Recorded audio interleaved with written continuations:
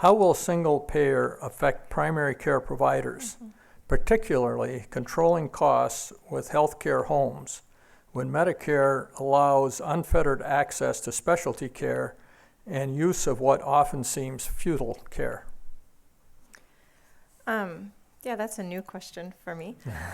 Before I answer that, I just wanted to mention too, Robert mentioned the dollars and cents article and going there for more information. Also, I did bring along some handouts for anyone interested in PNHP. The PNHP website is actually a really good source. It's a wealth of information in terms of the research behind single payer. And so there's a flyer here in the front that has the website and also has our Minnesota members, physician members listed on the back. So take one of those before you leave if you're interested.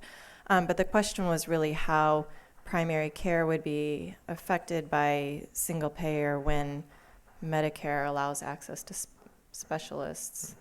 So I guess, I mean, I would say, I would first start off by, I always remind folks that just because Medicare is an analogy for single payer, there's no reason that under a single payer system, we would do things exactly as Medicare does. So you wouldn't need to adopt, for example, current reimbursement rates. I think one of the major problems that we all would probably agree on is that specialty care is very, very highly reimbursed in some cases compared to primary care. And I think that needs to change whether we have a single payer system or a multi-payer system.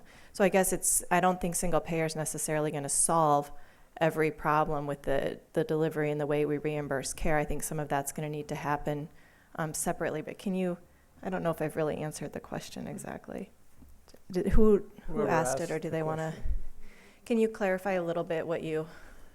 Well, one of the things we're trying to address is how we're going to control costs. And if we're controlling costs, right now Medicare has a lot of problems controlling costs. Because I have a 95-year-old patient who wants to go see Doug and get her stent put in, then goes on dialysis. Is that really something right now we have no control over that? Yeah, and so I would say single payer won't fix that.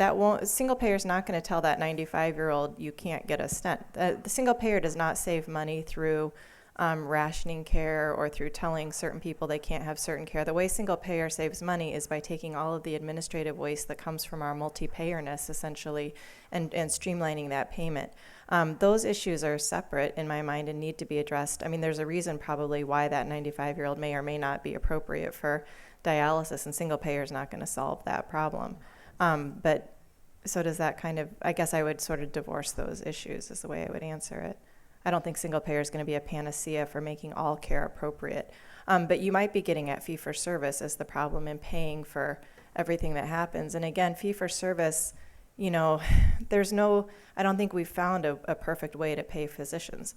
I mean, no, that way doesn't exist. And so there's a lot of talk about getting away from fee for service. But I'd remind folks that there are many wealthy nations who cover all of their residents for half the cost that we do, and they use a fee for service system. So fee for service isn't necessarily the biggest evil in our system in my mind, although maybe it should be changed. How to bridge incentives that work for healthy behaviors for employee health plans of the public sector? I like that, something that makes sense. Yeah. Sort of thinking out loud. You're doing work largely in the private sector for incentivizing people who are insured.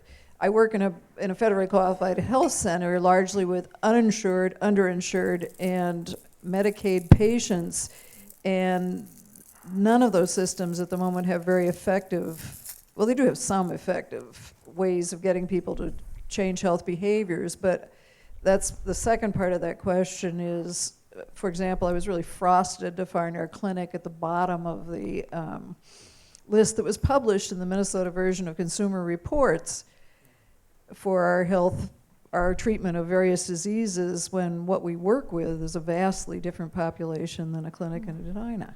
And that seems, we could be very damaged by a system that only rewards health behaviors without actual look at what works in the setting I practice in. Yeah, what you were saying, I thought that was a separate question. Social determinants tremendously impact the ability to achieve optimal outcomes and behaviors, and pay for performance doesn't really account or reimburse for the difficulty of reaching those outcomes. I have a number of examples that are in the federally qualified arena that I think are just fantastic examples to look at. I mentioned the South Central Foundation in Alaska. I also have had the privilege of visiting Clinica Salud in Colorado and a few, and I actually get my health care at a federally qualified clinic because it's the best care in my community, right? It literally is the best care. I mean, you've integrated mental health, dental health, and primary care into one system. And in fact, you actually have probably more control over that population than you think you have, because they have to come to you. You're the only place they can go to for care.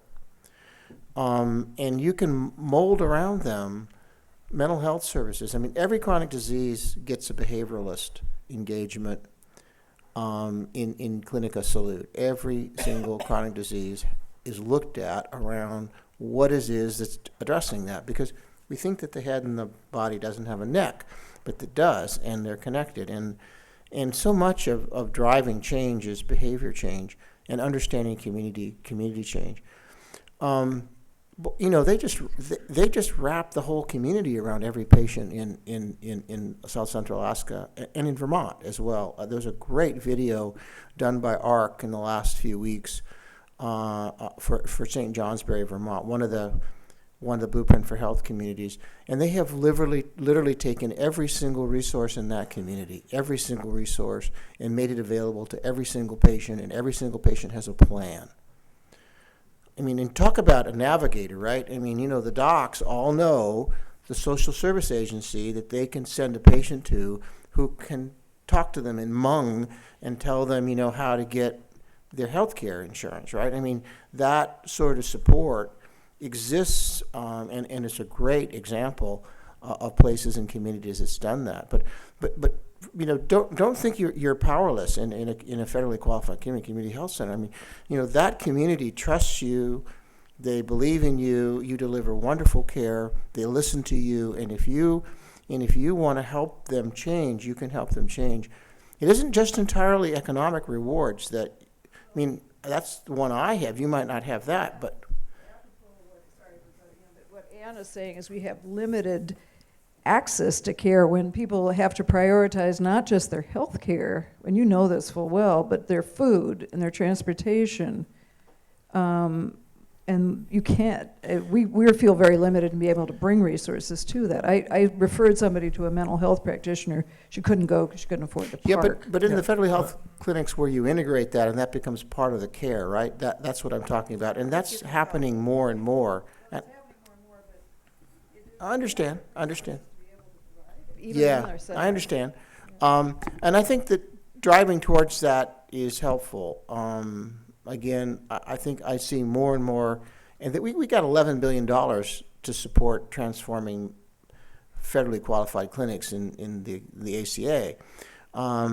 But I think when I look at my employees, and you think that they're advantaged because they have this wonderful insurance and have access to care. What they frankly have access to is an opportunity for a delivery system to milk them. I mean, they get services that are not necessary. I mean, my employees, until we began really fundamentally looking at supporting, doing something differently, I mean, they had less preventive services than the people who went to the community health centers. And they're seen as opportunities to milk, right?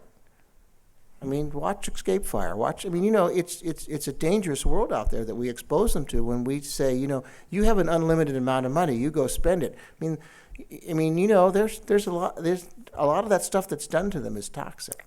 Manny, you have some comments on this. I do, and I'm glad you brought up social determinants. But before I get there, quick aside to the person that asked the question about navigators. If I still confused you, I'd be glad to stick around and answer your question further. If my boss were here, his ears would be perking up, and he would be have a big grin ear to ear because my boss is Commissioner Edward Ellinger, the Commissioner of Health. He's a primary care doc. That's where he came from. He recognized that he could spend 24 hours a day, 365 days a year, taking care of patients, and they'd go out in the community and get sick again. And to get to your point, he started saying, I have to fix the structures in which people live so that health and wellness can actually occur. We do have the best medical care system in the country. We need to build on that to have, and some of the 3 initiatives we have here at the Department of Health are around better eating, around physical inactivity, and about reduction of tobacco. So, and those are specific examples of the perspective that we have to figure out a way to modify the environment in such a way that the factors that affect health beyond the healthcare being provided to them are aligned with making people healthy. So we do a number of different things at the Department of Health to do that. But yeah, he would be in violent agreement with your observation that your work, as important as it is, needs to be in a context and environment that supports healthy behavior, healthy choices. Thank you. Next question. We are a certified healthcare home with 90 patients. Very cumbersome process that the clinics are required to sign people up. And our total healthcare home payments totaled $5,900 for 2012, less than $70 a year per patient. How am I supposed to provide comprehensive coordinated care with innovative methods for $70 a year? Is healthcare home a viable strategy to control cost if it is not being supported now? Doug, do you want to take that? Happy to take it if you like. Okay.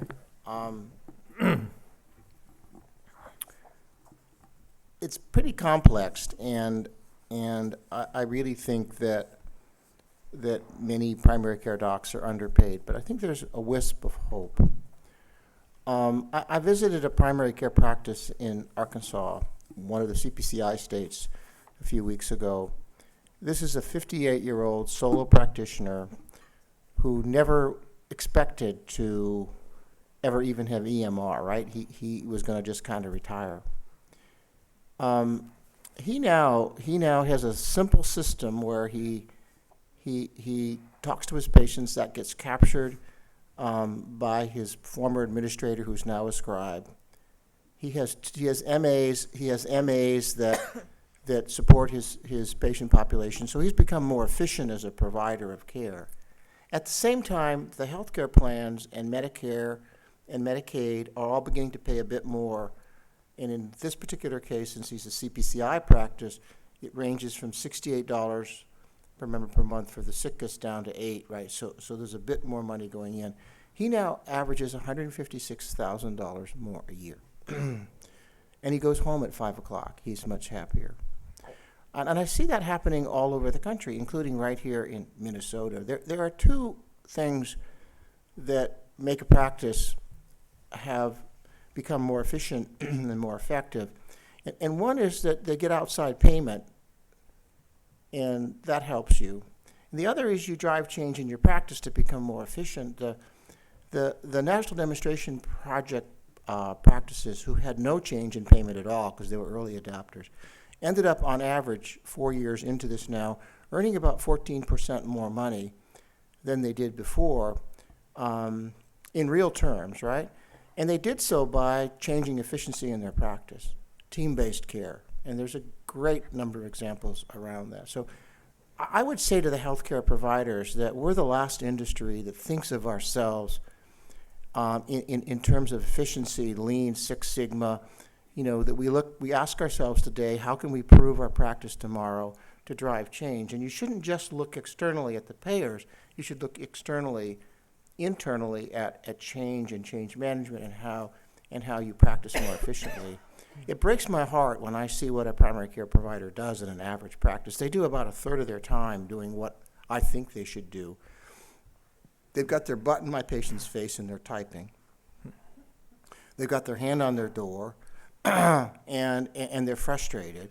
And they're spending about a third of their time doing difficult diagnostic dilemma and relationships, right? I mean, they're not practicing to the top of their license. It's got to be frustrating for you guys.